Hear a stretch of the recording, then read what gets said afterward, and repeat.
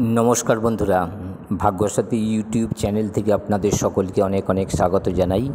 আমি অয়ন শাস্ত্রী। আজ আপনাদের জানাবো সিংহ রাশি এই জুন মাস 2024 সালে 4টি মনের ইচ্ছা পূর্ণ হবে।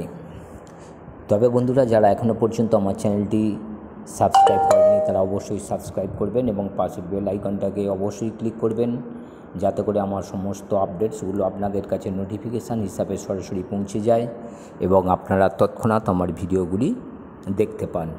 চলে আসছি এই সিংহ রাশি জুন মাস আপনাদের কি 4টি মনের ইচ্ছা পূর্ণ হবে।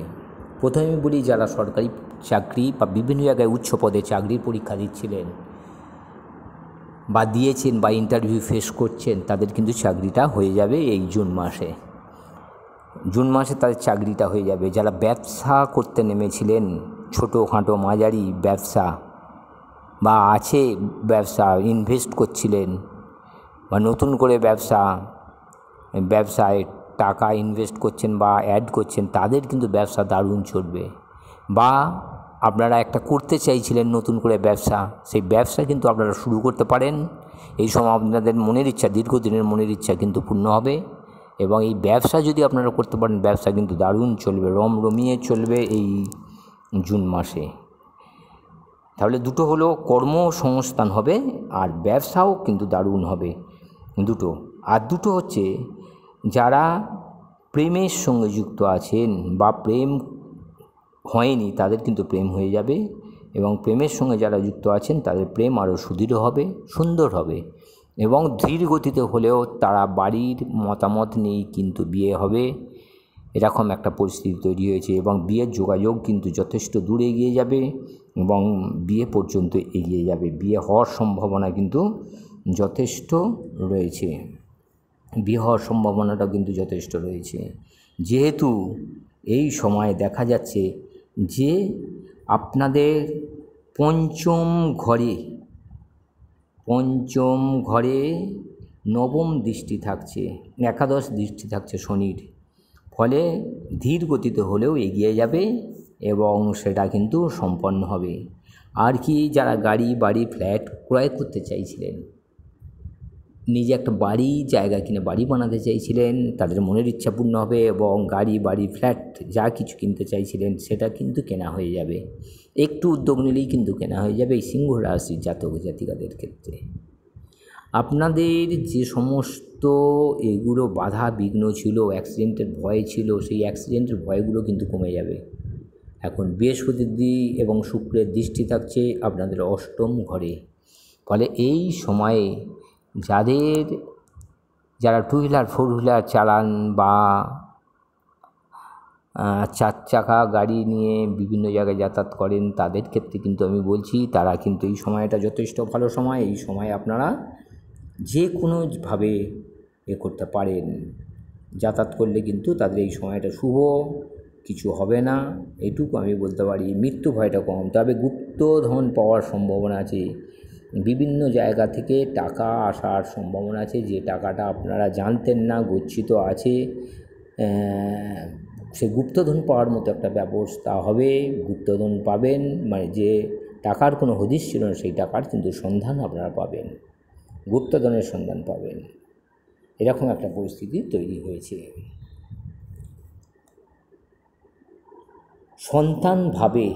আপনাদের সন্তানভাবে শনি কিন্তু সপ্তমে অবস্থান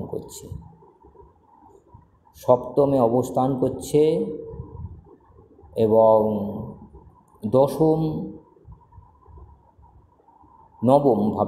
নবম দৃষ্টি থাকছে এবং নবম দৃষ্টি বৃহস্পতির নবম দৃষ্টি থাকার জন্য এই সময় দেখা যাচ্ছে যে গুপ্ত শত্রু আপনাদের কমে যাবে। বন্ধু যারা শত্রু হয়ে গিয়েছিল তারাও কিন্তু আবার মিত্র হয়ে আসার চেষ্টা করবে, ভয় ভাবটা কেটে যাবে, ভীত ভাবটা কেটে যাবে।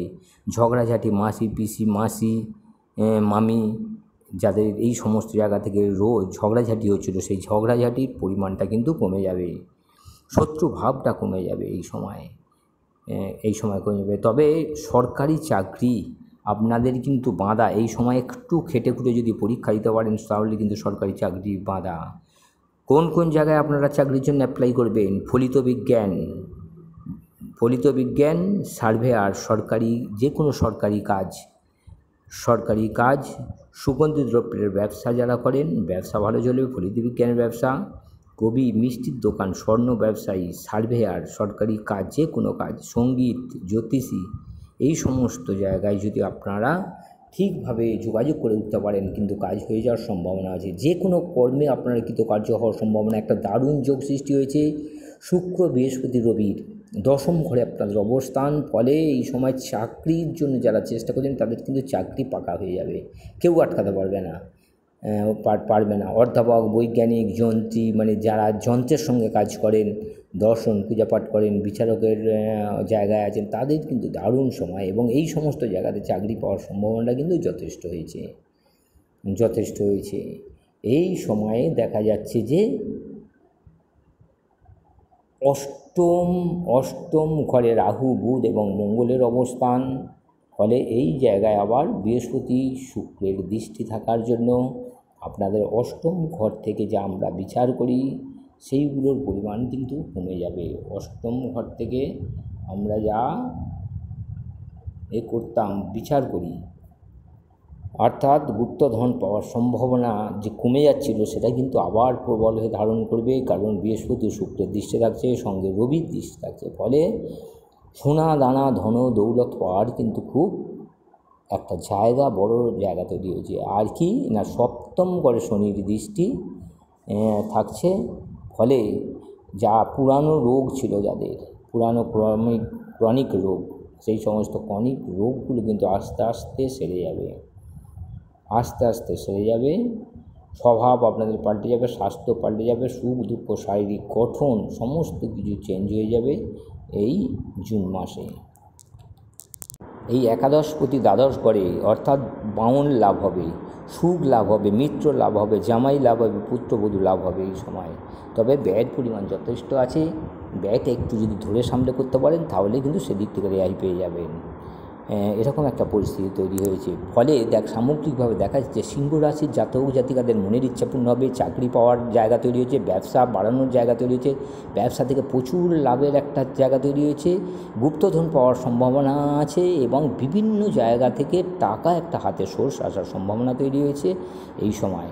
ফলে এবং প্রেমের জায়গাটা যথেষ্ট ভালো, গাড়ি বাড়ি যারা ক্রয় করতে চাইছেন তাদের ক্ষেত্রেও সুন্দর জায়গা এবং ভাতা ভগ্নির সঙ্গে সম্পর্ক ভালো থাকবে, মায়ের শরীর স্বাস্থ্য ভালো থাকবে এই সময়। নমস্কার বন্ধুরা, আজ এই পর্যন্তই। আমার আপডেটসগুলো দেখতে থাকুন, ভালো লাগলে ও কাজে লাগলে আপনার বন্ধুবান্ধব, আত্মীয় স্বজনদের শেয়ার করবেন। নমস্কার।